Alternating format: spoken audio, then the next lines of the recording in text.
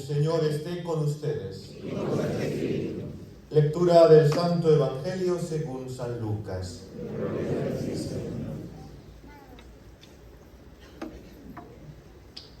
En aquel tiempo Jesús designó otros 72 discípulos y los mandó por delante de dos en dos a todos los pueblos y lugares a donde pensaba ir, y les dijo: la cosecha es mucha y los trabajadores pocos.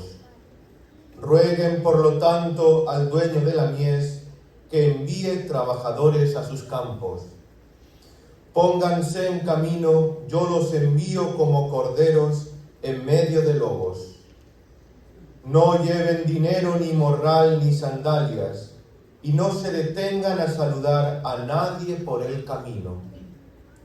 Cuando entren en una casa, digan: que la paz reine en esta casa. Y si allí hay gente amante de la paz, el deseo de paz de ustedes se cumplirá. Si no, no se cumplirá. Quédense en esa casa, coman y beban de lo que tengan, porque el trabajador tiene derecho a su salario. No anden de casa en casa. En cualquier ciudad donde entren y los reciban, coman lo que les den. Curen a los enfermos que haya y díganles: ya se acerca a ustedes el reino de Dios. Pero si entran en una ciudad y no los reciben, salgan por las calles y digan: hasta el polvo de esta ciudad que se nos ha pegado a los pies, nos lo sacudimos, en señal de protesta contra ustedes. De todos modos, sepan que el reino de Dios está cerca. Yo les digo que en el día del juicio Sodoma será tratada con menos rigor que esa ciudad. Los 72 discípulos regresaron llenos de alegría y le dijeron a Jesús: Señor, hasta los demonios se nos someten en tu nombre. Él les contestó: vi a Satanás caer del cielo como un rayo. A ustedes les he dado poder para aplastar serpientes y escorpiones y para vencer toda la fuerza del enemigo, y nada les podrá hacer daño. Pero no se alegren de que los demonios se les someten. Alégrense más bien de que sus nombres están inscritos en el cielo.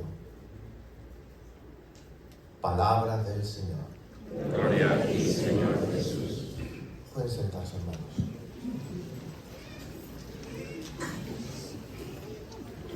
Hemos escuchado en este domingo 14º del tiempo ordinario un evangelio eminentemente misionero, que no solamente implica a los apóstoles, implica a todo el grueso que acompañaba a Jesús. Porque normalmente cuando leemos el evangelio vemos que Jesús envía casi siempre solamente a los 12. Para un lado, para el otro. ¿Y quiénes eran los 12? Los obispos, los sacerdotes. Esos eran los 12, los apóstoles que acompañaban a Jesús. Pero hoy dice que envía a 72. Y no era la primera vez que lo hacía, porque dice el comienzo hoy del evangelio: en aquel tiempo designó otros 72. Es decir, Jesús ya había enviado 72 personas antes en alguna otra ocasión.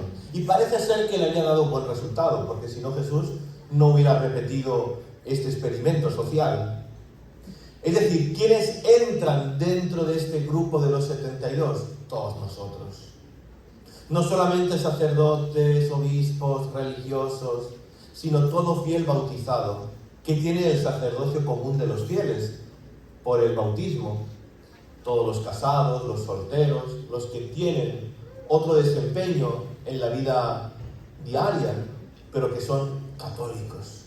Es decir, tenemos que ser misioneros, tenemos que anunciar a Dios. No podemos decir: bueno, mi vida católica se resume a venir a misa el domingo, calentar la silla 40-45 minutos y me voy sin ningún compromiso, como si no pasara nada.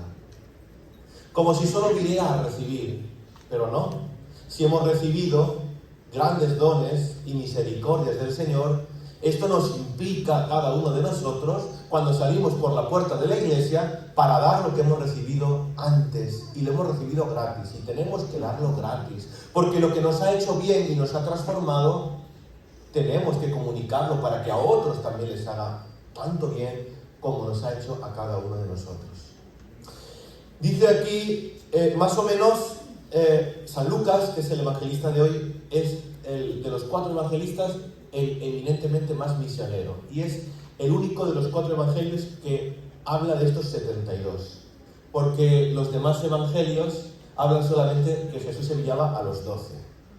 Entonces quiere expresar algo mucho más grande San Lucas, y dice más o menos el prototipo, el estilo que debe de revestir a aquella persona que es enviada por la iglesia, por Dios, es decir, nosotros. Dice primero que los envió de 2 en 2. Yo creo que cuando la Virgen María y San José enviaron al niño Jesús a la escuela en Nazaret, yo creo que el niño Jesús aprobó la biología, aprobó la física y química, aprobó lengua y literatura, pero yo creo que Jesús suspendió, reprobó las matemáticas. Sí, estoy convencido de que reprobó las matemáticas. Y van a saber ustedes en un momento por qué te estoy diciendo esto. Dice que envió a 72 y los envió de 2 en 2. Vamos a hacer la división de 72 entre 2. Salen 36, ¿no? Entonces, esos 72 fueron a 36 lugares a evangelizar, 36 pueblecitos, aldeas, cantones, como uno quiera denominarle. Si Jesús hubiera dicho, oye, en vez de ir a 36 lugares, ¿por qué no puedo ir a 72 y los envío de uno en uno? Si lo medimos desde una mentalidad cuantitativa, pues hubiéramos pensado eso, pero el Señor mide o piensa de una manera cualitativa, que es diferente de la calidad, de llegar y de apoyar también al misionero, porque es importante aquel también que lleva la palabra, hay que cuidar la vida de esa persona. Y lo voy a decir el por qué Jesús envía de 2 en 2, y lo hace siempre. Primero, porque la mentalidad hebrea, pero también está en la mentalidad nuestra, para que un testimonio se sostuviera, tenía que haber mínimo un testigo. Cuando a alguien le van a meter una demanda, o tiene que ir al juzgado, o tiene que ir a la corte, o tiene que denunciar algún caso, tiene que decir, a ver, ¿quién es el testigo de ese delito? Porque no vale solamente tu simple palabra. Tiene que haber un testigo, una grabación, tiene que haber algo que lo sostenga. Si no, no venga a contarme cuentecitos. No perdamos el tiempo. Y es lo que Jesús envía, 2 personas, para que el uno testifique la veracidad del otro. No solamente eso, nosotros conocemos nuestra propia realidad de cada uno de nosotros. Sabemos que nuestra vida es una montaña de sentimientos. Y un día estamos arriba, nos comemos el mundo. Parece que nadie puede con nosotros. La vida nos va de maravilla. Pero las circunstancias de la vida es que somos humanos y a veces, pues no todos los días nos levantamos con el pie derecho, a veces con el pie izquierdo. Y a veces pues nos entran tristezas, dificultades, sufrimientos. La vida a veces nos golpea y a veces pasamos por momentos de debilidad y fragilidad y no queremos ni quitar la sábana de la cama, de nuestra cabeza, no queremos salir. O porque tenemos miedo, o porque estamos pasando por un mal trago. ¿Por qué el Señor envía a 2? Para que se apoyen mutuamente. Los que son un matrimonio que están acá, los sabrán de una manera mejor. Porque a veces el esposo tira de la esposa, a veces la esposa tira del esposo. Qué importante también es que a veces en las parroquias no haya solo un padre, sino que haya más de un padre para que se ayuden mutuamente. Para que tampoco la soledad haga estragos en los sacerdotes. Tenemos que pedir mucho por los sacerdotes. Porque a veces creemos que solamente trabajan, como se dice en mi tierra, media hora y con vino. A veces los sacerdotes solamente trabajan media hora y con vino. ¡Qué suerte tienen!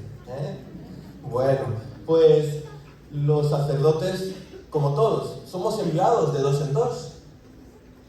De dos en dos. Para que cuando uno es débil, el otro lo sostiene. Y después cambian los papeles y así se cubren las espaldas. ¿Qué pasa con la policía? No sé si aquí hay algún policía. ¿Hay algún policía por acá que levante la mano? No hay ningún policía por acá. Bueno, normalmente cuando ven ustedes una patrulla de la policía, nunca habrán visto un policía solo. Mínimo hay dos policías que van en un carro, o en las motos, o donde vayan. Siempre hay dos, porque el uno cubre las espaldas del otro. No vaya a quedar herido, o le vayan a hacer una emboscada, o vaya a pasar alguna dificultad. Siempre el uno cubre las espaldas del otro. Y Jesús sabía muy bien esto. Por eso Jesús no mide de una manera cuantitativa, sino cualitativa. Jesús reprobó las matemáticas, pero sabía que las estaba reprobando. Porque para él lo importante no es la productividad, lo mercantilista, que a veces vemos a primera vista. Jesús ve mucho más allá de lo mero que es material, de lo facto. Y dice, más o menos, Jesús sigue hablando hoy en el Evangelio. Y dice, los mandó delante de él de dos en dos, a donde él pensaba ir después. Los envió a preparar el camino. A mí me recuerda mucho este Evangelio a la figura de Juan Bautista, que es aquel que prepara el camino del Señor, es aquel que hace el trabajo complicado, es aquel que tiene como el agricultor que tiene que plantar papas o tomates o berenjena o pepino o lo que sea, tiene que trillar el terreno, tiene que oxigenarlo, levantarlo con el tractor, tiene que abonarlo, y no solamente cuando hay una producción puedes plantar a continuación otra y otra, sino matas el terreno. A veces hay que dejar el terreno un tiempo descansar para que se recupere. Pues ese es el trabajo que el Señor nos manda a nosotros. Preparar el camino. Yo no sé ustedes, piensen cómo yo un día conocí a Jesucristo. Piensen ustedes, no me lo digan. Cada uno que lo piense por dentro. ¿Cuándo fue ese primer encuentro, esa circunstancia, ese lugar, ese momento en el cual yo me enamoré de Jesucristo? Tuve un encuentro fuerte, impactante con el Señor. Porque a lo mejor pueden pensar en algún momento determinado, pero antes de que ocurriera eso, el terreno de su vida ya fue abonado por algún catequista, por su papá, por su mamá, por su abuelito, por el que sea. Y a lo mejor esas personas, su trabajo ha pasado desapercibido, no se ha reconocido públicamente, pero el Señor sí sabe. El Señor sí sabe. Y a lo mejor el mundo no nos agradecerá nuestro trabajo, pero dará sus frutos. Y es lo que el Señor un poquito como que regaña cariñosamente a los apóstoles y les dice, cuando vienen después de anunciar el Evangelio y ven los frutos, muchos frutos de su apostolado, dice, hasta los demonios se nos someten. Les dice, no sean brutos. No se lo dice con esas palabras, pero como si se lo dijera. No se crean que esto lo llevan ustedes, no se les llene la boca de soberbia, sino sean humildes. Lo importante no es ustedes, lo importante es Jesús. Voy a ser yo que voy a tener ese encuentro con esas personas. A veces pasamos por parroquias y nos cae bien el padrecito y hacemos del padrecito un Dios. Y después el padrecito, el obispo, lo cambia a otra parroquia y parece que se nos cae la fe por los suelos y decimos, yo ya no voy a ir más a la iglesia. El obispo se ha equivocado. El obispo me ha quitado a mi padre espiritual. Oye, pues, si usted piensa eso, primero está equivocado y el padre que ha estado acá mientras le ha enseñado mal. Porque somos medios, no somos fines. Y la iglesia existía antes que ese padrecito y seguirá después. Lo importante es Jesús, que Él sí permanece siempre, está en el sagrario, está en cada pobre, en cada hermano que nos necesita. Por eso hoy el Señor nos invita, pónganse en camino. Pónganse en camino. Como decía el Papa Francisco, ensúciense bien los zapatos de polvo y de lodo, de caminar, de patear las calles. Porque este mundo no se transforma quedándose sentado uno en su casa o dentro de la iglesia. Porque a veces es muy bonito hablar de Dios dentro de la iglesia, es como pescar dentro de una pecera. Lo complicado es salir fuera. Ahí es arduo y complicado. Por eso el Señor dice, os envío como ovejas entre lobos. El Señor, cuando piensa en nosotros, ya sabe que el trabajo que nos va a enviar es complicado, pero no imposible. Y sabe que yendo de su mano vamos a vencer, vamos a conseguirlo. Pero es arduo. ¿O es que los apóstoles no lo tuvieron complicado? No fueron perseguidos. Es que el discípulo no va a ser más que el maestro, o menos que el maestro. Por eso el Señor nos envía como ovejas, y las ovejas que son dóciles, obedientes, van en grupito, y nos envía a un mundo que va a intentar separarnos del amor de Dios. Nos envía a un mundo que va a intentar mordernos, separarnos, aniquilarnos. Por eso tenemos que estar bajo la sombra del cayado del pastor, protegidos. Si ustedes han visto los documentales de animales de la televisión, del canal a lo mejor National Geographic, hay muchos canales, cuando están en África está el león, no se atreverán nunca a atacar a una manada, aunque sea de antílopes, de venados, porque van 200 juntos. Y sabe el león que si va solo ante esos 200 se van a revolver contra él. Y 200 pueden más que contra uno. ¿Qué va a hacer el león? Va a intentar separarlos, disgregarlos, intentar que alguno se quede rezagado. Y cuando uno se ha quedado solo, le hinca el diente, porque se ha separado de la comunidad, se ha separado de la iglesia, se ha separado de Jesús, del pastor, del grupo, del rebaño, de la comunidad cristiana, y lo aniquila. Por eso la iglesia es una familia, es una comunidad. El Señor ya te dice, no te voy a quitar los problemas. Esto no va a ser una balsa de aceite, no va a ser un mal calmado. Va a ser complicado, pero te voy a dar las armas, las herramientas para poder combatir y vencer, para que sudes bien la camiseta y ganes el partido al final, en el pitido final. Por eso, también, y termino ya, dice hoy el Evangelio, también algo que debe de revestir al misionero, y es la simplicidad, la sencillez. Dice, no lleven dinero, ni morral, ni sandalias, vayan con lo justo, sean humildes. Porque si ustedes predican cosas hermosas, bonitas, pero después van muy suntuosos, la gente va a decir, aquí hay algo que está fallando. Usted me predica mucho, pero no predica con el ejemplo. Me está diciendo que yo lleve a cabo una serie de cosas, pero usted no se las aplica el primero. Algo está fallando. Entonces tenemos que ser un espejo de lo que anunciamos, un espejo de Jesús. Pues, hermanos, vamos a pedirle al Señor que Él nos ayude en ese trabajo que Él nos ha pedido, de ir por el mundo entero y predicar el Evangelio.